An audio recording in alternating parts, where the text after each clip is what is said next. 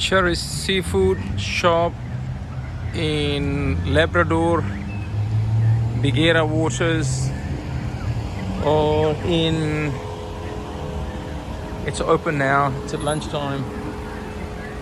There's a very nice sitting area outside. We just parked our car here, and yeah, it's a Marina Boulevard. It's on the beach. Lisa's waiting. We ordered something. Fish and chips. You just choose. Fresh.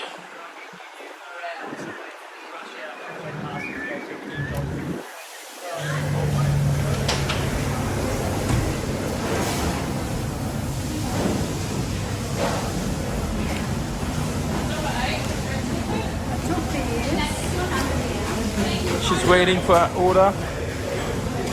It's a live seafood. Oysters, Tasmanian oysters, sashimi salmon, $69.99 per kilo. Fresh cooked mud crab.